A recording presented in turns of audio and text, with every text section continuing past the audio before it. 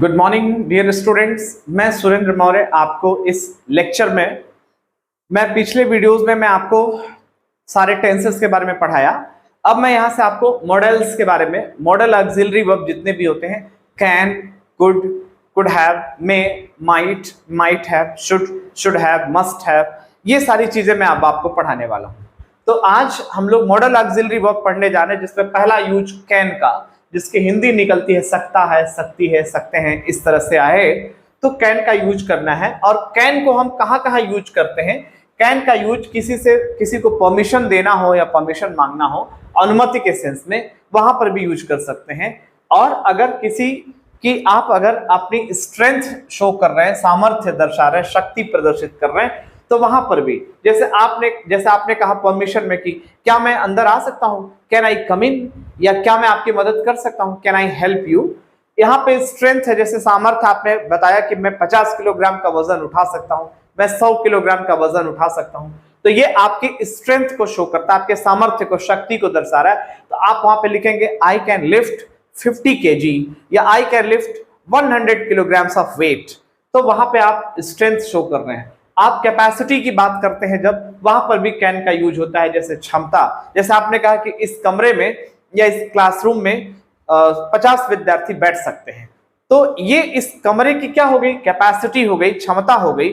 तो वहां पे आप लिखेंगे कि 50 students can sit in this classroom. तो ये यहां पर क्या शो किया जा रहा है? कैपेसिटी उस क्लासरूम की। आपने कहा एबिलिटी की जब बात करते हैं, योग्यता की बात करते हैं, वहां पर भी कैन का यूज करते हैं। जैसे आपने कहा कि मैं 3 भाषाओं को बोल सकता हूं, मैं 4 भाषाओं को बोल सकता हूं, तो ये आपकी क्या शो कर रहा है? ये आपकी एबिलिटी को शो कर रहा है। तो I can speak 4 languages, I can speak 3 languages.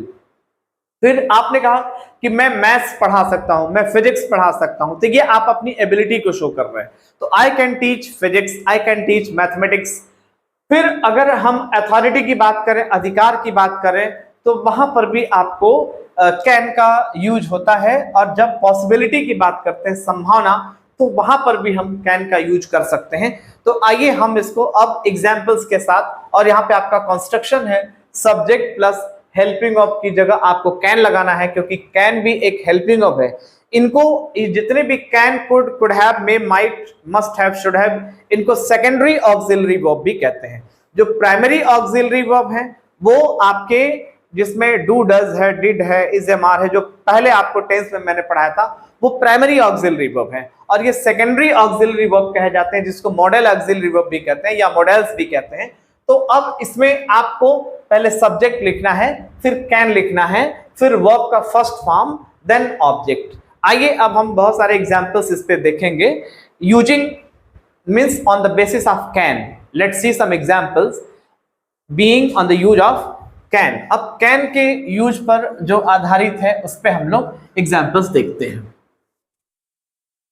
क्या मैं आपको इस नंबर पे फोन कर सकता हूं? क्या मैं आपको इस नंबर पर फोन कर सकता हूं? तो ये आप सामने वाले से क्या मांग रहे हैं? परमिशन। मीन्स उससे पूछ रहे हैं, आप उसकी अनुमति मांग रहे हैं, परमिशन मांग रहे हैं। तो अब यहां पर आपने लिख दिया can I call you on this number, can I call you on this number. तो ये आपका इस एग्जाम्पल में मैंने आपको शो किया कि आप कैन का यूज करके आप परमिशन भी ले सकते हैं सामने वाले से। दूसरा एग्जाम्पल है, जैसे अभी आपने कहा कि एबिलिटी की बात कर रहे हैं, कैपेसिटी की बात कर रहे हैं, जैसे आप या स्ट्रेंथ की बात कर रहे हैं। जैसे अभी आपने कहा कि मैं 50 kg का या 50 किलोग्राम का वजन उठा सकता हूं या भार उठा सकता हूं, तो ये आप अपनी स्ट्रेंथ को शो कर रहे हैं, आप अपने सामर्थ्य को दर्शा रहे हैं। तो यहां पर आपने कहा आई कैन लिफ्ट, मैं उठा सकता हूं, आई कैन लिफ्ट 50 kg, या I can lift 50 kilogram of weight, या 50 किलोग्राम्स ऑफ वेट भी लिख सकते हैं, या आई कैन लिफ्ट 50 kg। तो ये आप अपनी क्या शो कर रहे हैं? स्ट्रेंथ शो कर रहे हैं, आप अपनी सामर्थ्य को दर्शा रहे हैं, अपनी शक्ति को दर्शा रहे हैं। स्ट्रेंथ, तो स्ट्रेंथ शो करना हो तो वहां पर भी आप कैन का यूज कर सकते हैं। तीसरा मैंने लिखवाया था कि आप एबिलिटी भी शो करनी हो तो वहां पर भी कैन का यूज कर सकते हैं। जैसे आपने कहा कि मैं 3 भाषाओं को बोल सकता हूं, तो 3 भाषाओं को बोल सकता हूं, ये आप अपनी क्या शो कर रहे हैं, एबिलिटी शो कर रहे हैं, अपनी योग्यता दर्शा रहे हैं। तो यहां पर भी आप कैन का यूज करेंगे। I can speak 3 languages, I can speak 3 languages. तो इससे आपने अपनी एबिलिटी को शो किया, अपनी योग्यता को दर्शाया। ऐसे ही आप कैन का यूज करके आप कैपेसिटी की भी बात कर सकते हैं। जैसे अभी आपने कहा कि इस कमरे में कम से कम 50 विद्यार्थी बैठ सकते हैं या 50 स्टूडेंट्स बैठ सकते हैं, 50 विद्यार्थी बैठ सकते हैं। तो यहां पर आप इस रूम की बैठ सकते हैं, इस रूम की आप कैपेसिटी की बात कर रहे हैं। तो कौन बैठ सकते हैं, कम से कम 50 विद्यार्थी।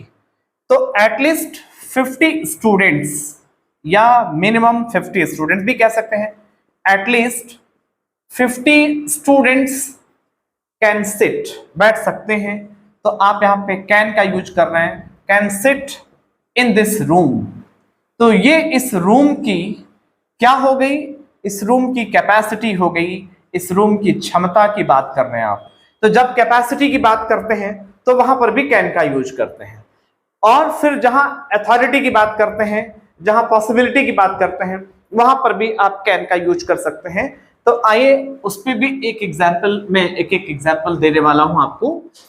अब मैं आपको अगले एग्जाम्पल में जैसे लिखा मैंने, केवल मैं इस चेक पर हस्ताक्षर कर सकता हूं, मतलब ये अथॉरिटी सिर्फ मुझे है, ये अधिकार मुझे है। तो आपने लिखा only I can sign this cheque, only I can sign this cheque. तो ये आप क्या शो कर रहे हैं इस एग्जाम्पल के थ्रू, अथॉरिटी, मतलब ये अथॉरिटी सिर्फ मुझे है, ये अधिकार मुझे कि मैं केवल इस चेक पे साइन कर सकता हूं। ऐसे अगला एग्जाम्पल है, वह किसी भी क्षण यहां आ सकता है। तो he can come here at any moment, at any moment. तो ये क्या शो कर रहे हैं आप इस एग्जाम्पल में, पॉसिबिलिटी, संभावना। ये इस बात की पॉसिबिलिटी है, संभावना है कि वो किसी भी क्षण यहां आ सकता है। जैसे आपने कहा इस समय वो घर पर हो सकता है, तो ये घर पर होने की संभावना है, पॉसिबिलिटी है। तो यहां पर भी आप लिख सकते हैं this time he can be at home, घर पर हो सकता है, he can be at home. तो बी यहां पर ये मेन वर्ब है, this time he can be at home. आइए कुछ और एग्जांपल्स देखते हैं कैन के। अब अगले एग्जांपल में देखते हैं, जैसे धूम्रपान से कैंसर हो सकता है, ये इस बात की पॉसिबिलिटी है।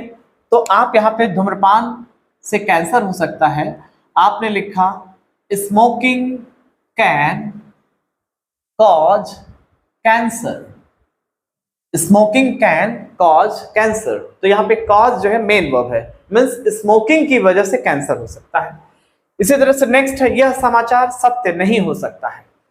तो this news can't be true, can not को आप कॉन्ट्रैक्टेड फॉर्म में आप कांट भी कह सकते हैं, कांट, और यहां पे बी मेन वर्ब हो जाएगा, कांट बी ट्रू।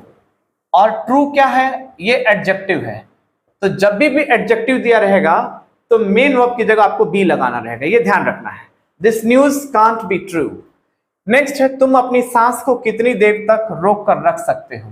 तो कितनी देर तक, कितनी देर के लिए आप लिखेंगे how long can you hold your breathe, hold your breathe, BREATH।